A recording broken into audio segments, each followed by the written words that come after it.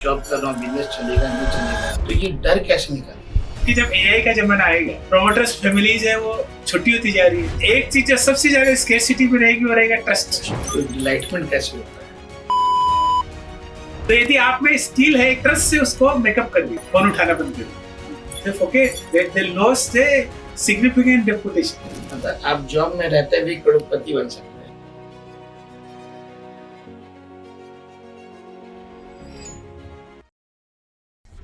मेरा नाम अतुल है, मैं एक चार्टर्ड अकाउंटेंट हूँ।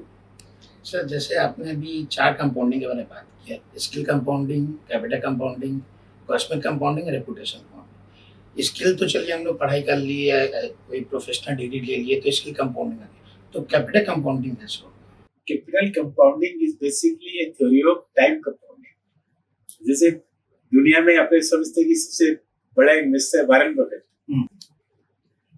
एक अपने इंडिया में राकेश झुनझुनवाला। तो वारेन बफेट बोलते भी is the 6th largest wealthiest person and most successful person in asset group बोलते हैं। 50 साल का दोनों की एज में वारेन बफेट के पास करीब $600 मिलियन उसकी डेथ थी। और राकेश झुनझुनवाला के पास करीब $1 billion. At age of 50, Rakesh Jhunjhunwala was more wealthier. But क्या हुआ? Warren Buffett lived up to 94 years and Rakesh Jhunjhunwala died at 62 years. समझ गए? तो इसलिए लंबा पढ़ने के लिए लंबा जीना जरूरी है, लंबा टाइम मत। तो अपने को हेल्थ पे ध्यान देना पड़ेगा उसके लिए। हेल्थ लंबा जीना पड़ेगा। कैपिटल कंपाउंड करती टाइम से। यदि आप अच्छी तरह इन्वेस्ट करके अपने कैपिटल को जितना टाइम दोगे वो आपको बढ़ेगी। ऐसे यदि आप 72 का रूल जानते होंगे, 72 के रूल्स के हिसाब से 6 का भाग देने से जितना साल आएगा उसके हिसाब से कंपाउंड करेगा। तो हर 5 साल में तुम्हारा पैसे डबल होगा अच्छी जगह लगा देने से।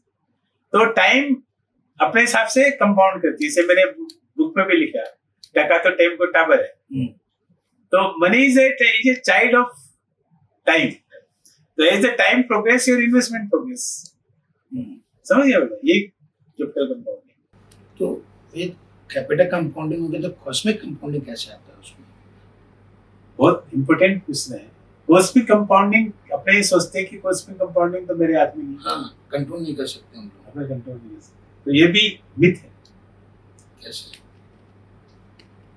अपने कंट्रोल कॉस्मिक में जब अपने ब्रह्म का हिस्से है, कॉस्मिक के अपने हिस्से हैं, तो कॉस्मिक को कंट्रोल तो नहीं कर सकते पर कॉस्मिक को इन्फ्लुएंस जरूर कर सकते। तो उसमें अपनी यदि तुम वेदांत पढ़ोगे, गीता पढ़ोगे, तो उसमें एक कंसेप्ट है यज्ञ का। आप इस कॉस्मिक का पूरा पार्ट हो, तो अपने सोचते कंट्रीब्यूट नहीं कर सकते, इसको इन्फ्लुएंस नहीं कर सकते, चीज गलत है।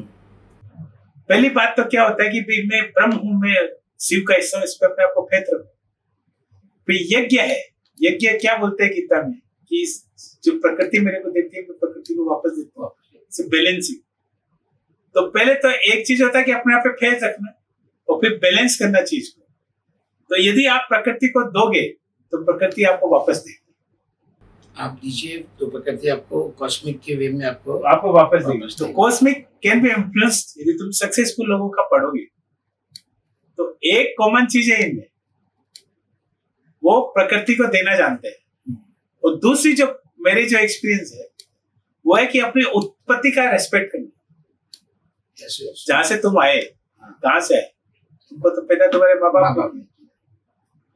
तो यदि तुमको कॉस्मिक का फेवर चाहिए तो तुम अपने माँ बाप का फेवर लो, उन्हीं को भगवान। उनका फेवर कैसे लोगे? उनकी सेवा करो। 2 तरह से फेवर आते हैं। एक है तुम्हारे माता पिता 2 तरह से बने, एक है उनकी आत्मा और एक है शरीर। एक तो उनकी तरफ से है कि वो तुम्हारे माता पिता है तो तुमको प्यार करेंगे, तुम कुछ करो मत करो, रेस्पॉन्सिबिलिटी बोल देते हैं।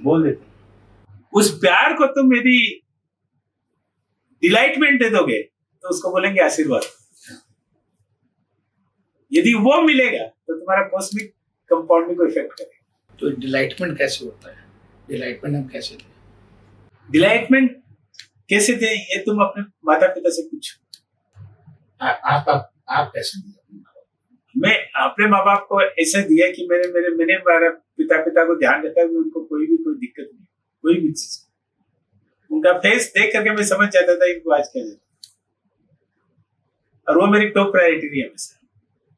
मतलब फैमिली को अगर टॉप प्रायोरिटी देंगे तो कॉस्मिक मेरा काम करेगा। कॉस्मिक काम जरूर काम करेगा। लेकिन एक मन में डर भी रहता है कि जैसे आप फेथ का बात किए भी, अपने ऊपर फेथ रखें, तो एक डर भी रहता है। मान लीजिए हम जॉब कर रहे हैं, या जॉब करने के बाद जैसे आप भी जॉब किए बिरला कॉर्पोरेशन में, जॉब के बाद फिर आप अपना बिजनेस चालू किए, तो डर रहता है कि ये सैलरी चल जाएगा, मैं जॉब कर रहा हूँ, बिजनेस चलेगा नहीं चलेगा, तो ये डर कैसे निकालेंगे?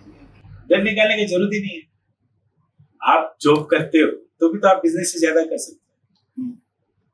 यदि गूगल का फाउंडर सुंदर पिचाई से देखते हो तो कौन सा वो जॉब से, और इंडिया में भी आप बहुत सारे देखोगे तो जॉब करते आगे बढ़ते हैं। मैंने इलस्ट्रेशन भी दिया कि कैसे कंपाउंडिंग इफेक्ट करती है।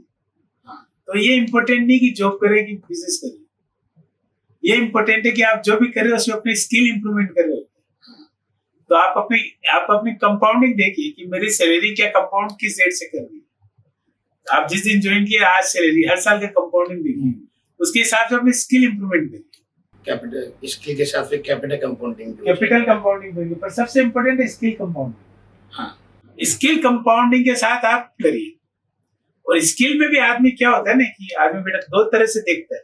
एक तो देखता है मैं किताबी ज्ञान या मैं काम करने की क्षमता, और जो सबसे जो स्किल जो इम्पोर्टेंट है वो है कि trust.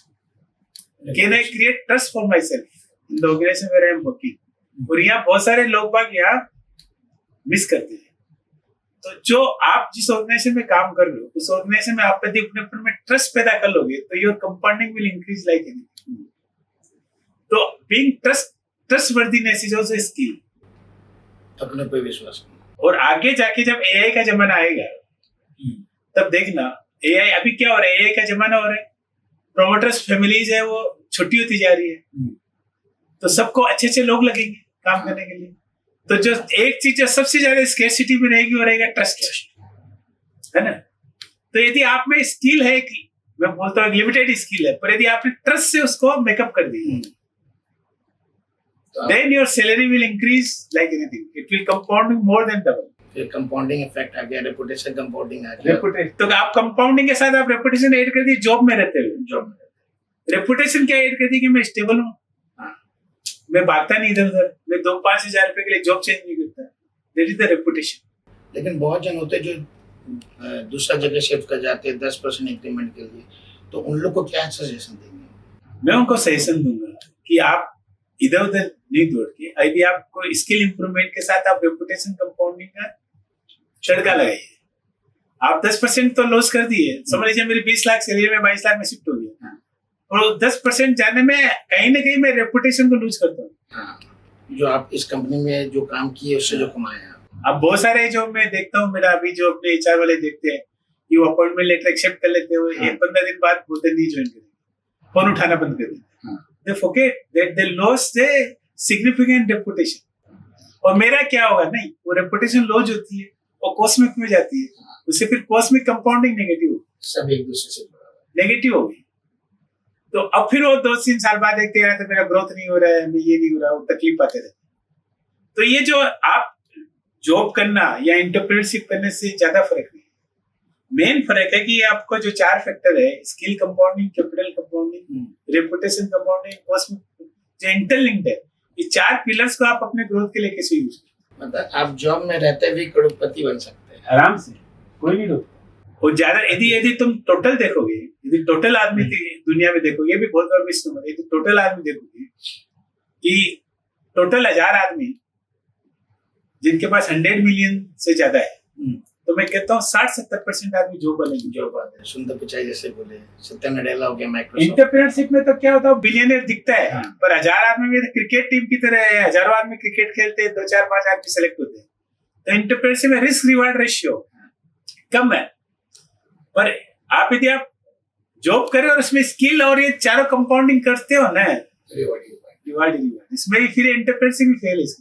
Entrepreneurship is not that I own the business, even if I partly own, even if I get some ESOP, even if I compound myself, you can grow exponentially। फिर वो अपने company जैसा ही लगने लगता है, भले आप जॉब कर रहे हैं या कुछ भी कर, लगा कि नहीं मेरा ही कंपनी है, अपने वो ग्रो करेगा। उसमें आप अपने टाइम से वेट करिए, जैसे मैंने बताया ना कि लंबा टाइम जाता है ना, तो 10% इंक्रीमेंट की बजाय 20% मेरा हर साल ग्रोथ हो रहा है, 15% ग्रोथ हो रहा है, तो आपको कंपाउंडिंग इफेक्ट है।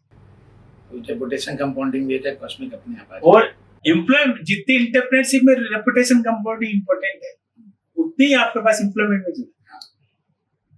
क्योंकि उससे कंपाउंडिंग बढ़ेगा, उससे कैपिटल कंपाउंडिंग बढ़ेगा। रेपुटेशन नहीं होगा तो आपका सैलरी इंक्रीमेंट भी वैसा नहीं होगा। नहीं होगा, स्टेबल नहीं आएगा, फ्रस्ट्रेशन आएगा, आपकी स्किल इफेक्ट करेगी, और फ्रस्ट्रेशन का हम अपना नॉलेज भी नहीं बढ़ा पाएंगे, और फिर वो कॉस्मिक कंपाउंडिंग इफेक्ट करेगा। वो भी नील हो जाएगा।